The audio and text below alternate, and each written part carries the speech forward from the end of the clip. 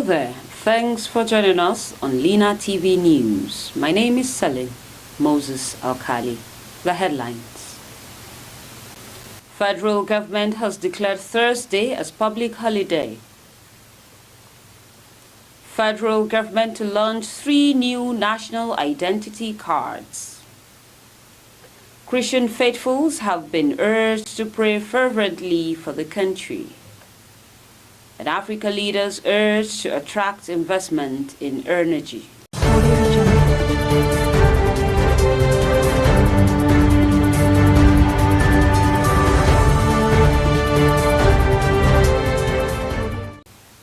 And now, the news in full. Federal government has declared Thursday, April 11, 2024 as additional public holiday to commemorate Eid al-Fitr. This was made known in a statement signed by the Permanent Secretary, Ministry of Interior, Dr. Aishatu Ndayako today. The statement said, the federal government has approved Thursday, April 11, 2024 as an additional public holiday to celebrate this year's Eid al-Fitr. The Minister of Interior, Dr. Olubumi Tunji-Ojo, while congratulating Muslim Ummah for successful completion of a month of spiritual rejuvenation, reiterates President Bola Ahmed Tinubu's firm commitment to providing a safe and prosperous Nigeria for all to thrive. Saudi Arabia on Monday said the crescent of Shawwal has not been sighted, indicating that the fasting will continue on Tuesday. It also added that the Eid al-Fitr will hold on Wednesday, April 10th, to mark the beginning of the new Islamic month. The federal government is to launch 3 new national identity cards in May this year. The 3 new identity cards planned by the National Identity Management Commission include a bank-enabled national ID card, a social intervention card, and an optional ECOWAS national biometric identity card. The technical advisor, media and communications to the Director General of NIMC, Ayodele Bobolola, who disclosed these in an interview, said Nigerians would start getting the 3 national ID cards within 1 or 2 months of the launch. He, however, said the launch date, May, was subject to the approval of the presidency. Earlier, the Identity Commission unveiled plans to launch a multipurpose national identity card. It explained that the identity solution was equipped with payment capability of all types of social and financial services. It is expected that about 104 million Nigerians will be captured. Christians all over Nigeria have been charged to take it as a responsibility upon themselves to pray ceaselessly for the growth, development, and success of the President Bola Ahmed Tinubu-led administration. Prelate of the Methodist Church of Nigeria, His Eminence, Dr. Oliver Ali Appa, gave the charge during his apostolic visit to Minna, circuit of the Abuja Diocese at the Methodist Church, Minna. Anna Asibi Moses has the details. The prelate said he believed in this administration to take the lead for others to follow, explaining that irrespective of the current situations faced by the nation, which is just a means of grace to growth, President Bola Ahmed Tinubu will soon make citizens enjoy the dividends of democracy. Hence, the reason Christians should intensify prayers for the nation. While assuring Nigerians of better days ahead, the prelate said President Bola Tinubu has a renewed hope agenda and we believe in him that he can do it. There is a saying that we should have what they call unity in diversity. The body of Christ must come together. Our God is not the author of confusion. We must be united so that we can take the gospel to the uttermost part of the earth. And that was the prayer of Jesus, that they may be one. So all of us, irrespective of the denominational name you are bearing, put it aside, because even on the last day, I'm suspecting that on the last day, denominational name may not matter.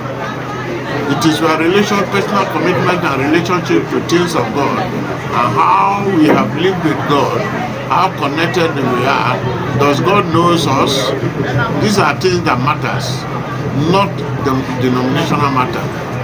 So I want to believe strongly that on this day that I am in on my apostolic visit to Mina Circuit of Methodist Church Nigeria, I want to believe strongly that yes, that it is necessary and possible for me to use this forum to address all the denominational leaders to come together as a people, for us to sit down together and plan how the evangelism can spread faster. Prelate Oliver Ali Abba stated that at a point in Nigeria, the nation had what was called Structural Adjustment Program (SAP), which when introduced a lot of people complained bitterly, but seeing that it came with the spirit of business, every Nigerian then became business conscious and survived. He added, "Today we are having little teething problems, but I want to assure Nigerians that this country is our own. We have no other country we can call our own except this nation. For this reason, let us mellow down and support our president to succeed in building this nation." The Methodist prelate also called on Christians to imbibe the spirit of unity, saying the body of Christ must come together, adding that our God is not the author of confusion. Therefore, we must be united so that we can take the gospel to the uttermost path of the earth. The current situation we found ourselves in Nigeria, I'm not afraid, is a means of grace of growth. If you don't face some of these things to struggle out of it, you won't grow. At a point in Nigeria, we have what they call structural adjustment program. When it came, many people were complaining bitterly. But I want to tell you that it came with the spirit of business. And every Nigerian became business conscious. And that is why we are surviving. And today, we are having little teething problem. But I want to assure us, Nigerians, that this country is our own. We have no any other place we can say it's our nation except here. And so for this simple reason, all hands must be on deck. Let's join hands with our president, the president of our country, in the person of Ahmed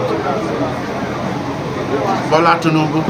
I call on all Christians and denominational leaders to come together and see how we can plan to see how the evangelism can spread faster. In his welcome address, the presbyter Mina Saikut, Very Reverend Gosen Ikeleme, thanked the prelate and his entourage for the visit. Ekeleme, who was represented by the steward tree, Peter Okwe, said the Mina Saikut has spread to other parts of Niger State. I am Anna Asibi Moses, reporting for LINATV. Director General of the World Trade Organization Ngozi Okonjo-Iweala has urged African leaders to attract investment in energy development, youth development through agriculture and renewable energy and infrastructural advancement. The WTO DG made this disclosure at the Economic Community of West African States Investment Forum 2024, organized by the ECOWAS Bank for Investment and Development in partnership with the Togolese government held in Togo. Okonjo-Iweala noted in a statement that despite the economic challenges emanating from the global pandemic, the ECOWAS region could attract investment if members focus on regional integration through the African Continental Free Trade Area, commercial services, especially digital services, and a youth-driven workforce. She said ECOWAS countries count for 0.7% of global trade, mainly focused on exporting raw materials, while Africa as a whole accounts for 3% of global trade. The presidency has unveiled its Citizens Delivery Tracker to provide a strong feedback loop between citizens and government on the 8 priority areas of the Bola Tinubu administration. The President's Special Advisor of Policy and Coordination, Hadiza Bala Usman, disclosed this at the Go Live event of the CDT holding in Abuja on Monday. The platform is available as a web link, app.cdcu.gov.ng, and will be available as an app for download in the next few months, said Bala Usman. Bala Usman said Monday's unveiling is the culmination for a month-long process since Tinubu announced plans for ministerial assessment at the cabinet retreat for ministers and heads of government agencies last November. In reaching the key performance indicators, the presidential aide explained the CDCU held numerous bilateral meetings with ministries, departments, and agencies within 6 weeks. The 8 priority areas are reform from the economy to deliver sustained inclusive growth, strengthen national security for peace and prosperity, boost agriculture to achieve food security, and unlock energy and natural resources for sustainable development. Others are to enhance infrastructure and transportation as enablers of growth, focus on education, health, and social investment as essential pillars of development, accelerate diversification through industrialization, digitization, creative arts, manufacturing and innovation, and improve governance for effective delivery. And that's the size of our package on LINATV News. Do well to follow us on all our social media platforms at LINATV 247, and you can do well to visit our website on www.linatv.com.ng. Thanks for staying tuned.